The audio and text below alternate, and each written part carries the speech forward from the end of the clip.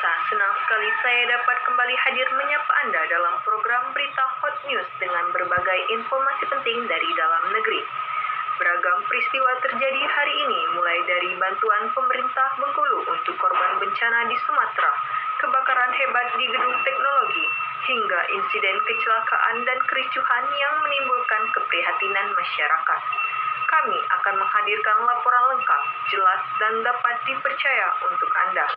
Pemirsa, pemerintah Provinsi Bengkulu hari ini mengirimkan 100 unit ambulan darurat untuk membantu penanganan bencana banjir dan longsor yang melanda berbagai wilayah di Sumatera. Bantuan ini dikirim setelah laporan kerusakan infrastruktur dan meningkatnya jumlah korban yang membutuhkan evakuasi medis. Selain ambulans, Pemprov Bengkulu juga mengirim bantuan logistik berupa obat-obatan, selimut, makanan siap saji, serta tenda darurat. Tim gabungan dari BPBD, Basarnas, dan relawan diperkirakan tiba di lokasi terdampak utama dalam 1 hari ke depan.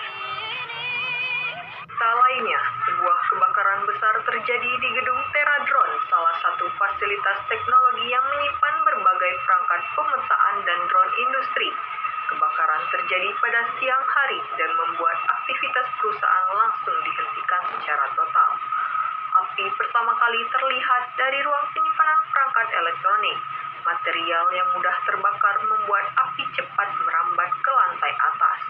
Tim pemadam kebakaran mengerahkan lebih dari 10 unit pemadam kebakaran, termasuk 1 unit water cannon untuk mencegah api merembet ke gedung di sebelahnya. Kepala Dinas Pemadam Kebakaran memberikan keterangan bahwa ketika petugas tiba di lokasi, api sudah membesar. Banyak material elektronik dan baterai litium yang membuat api sulit dikendalikan. Investigasi sementara mengarah pada korsleting, namun penyebab pastinya masih kami selidiki lebih lanjut. Banjir kembali melanda wilayah Sibolga dan Tapanuli Tengah, Sumatera Utara, setelah hujan deras mengguyur daerah tersebut selama berjam-jam sejak dini hari. Air sungai meluap dan mengalir ke pemukiman warga, merendam ratusan rumah dan membuat beberapa akses jalan utama tidak dapat dilalui. Sejumlah fasilitas publik seperti sekolah, puskesmas, dan rumah ibadah juga ikut terdampak. BPDB bersama relawan setempat langsung mengevakuasi warga yang tinggal di dekat bantaran sungai dan daerah beresiko longsor. Banyak warga mengungsi ke gedung sekolah dan balai desa yang telah disiapkan menjadi posko darurat. Kepala BPDB Tapanuli Tengah memberikan keterangan bahwa curah hujan tadi malam sangat ekstrim. Kami saat ini fokus pada evakuasi warga dan penyaluran logistik. Posko pengungsian juga sudah dibuka di beberapa titik dan kami terus memantau potensi banjir susulan. Selain evakuasi, tim medis juga disiagakan untuk mengantisipasi penyakit yang biasanya muncul pasca banjir.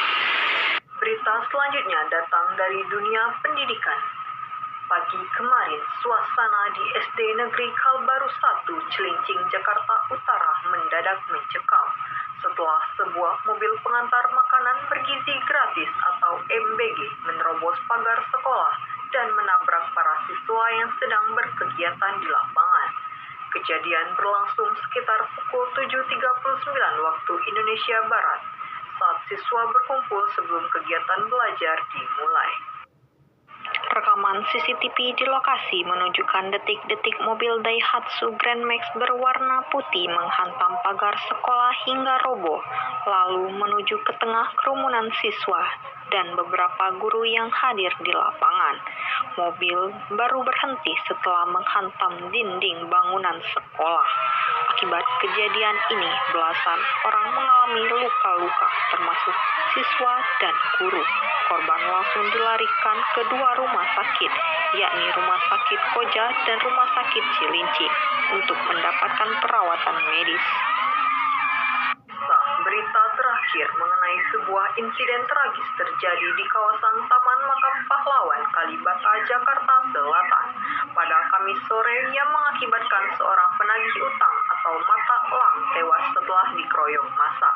Peristiwa ini sempat membuat situasi di Jalan Kalibata Raya menjadi ricuh sebelum akhirnya diatasi oleh aparat kepolisian. Menurut keterangan resmi dari pihak kepolisian, kejadian bermula sekitar pukul 15.30 waktu Indonesia Barat ketika dua penagih utang yang tengah menagih kepada seorang pengendara sepeda motor menghentikan kendaraan tersebut di depan TMP Kalibata. Tiba-tiba beberapa orang yang diduga berasal dari mobil di belakang langsung turun dan menyerang kedua motel secara bersama-sama. Kapolsek Pancoran, Kompol Mansur, memberikan kesaksian bahwa salah satu mata elang dipukuli oleh pelaku dan akhirnya meninggal dunia di lokasi. Rekan korban yang seorang lagi mengalami luka-luka, namun kondisi saat ini masih dirawat dan kami lakukan pendalaman. Setelah pengeroyokan berlangsung, para pelaku yang diperkirakan berjumlah 4 hingga 5 orang langsung melarikan diri. Hingga kini polisi masih mengumpulkan identitas mereka melalui saksi-saksi yang ada di tempat kejadian. Sekian rangkaian informasi yang dapat kami sampaikan siang ini. Teruslah waspada, tetap jaga keselamatan, dan pastikan Anda selalu mengikuti perkembangan berita terbaru hanya di program ini. Atas nama seluruh kru yang bertugas, saya ucapkan terima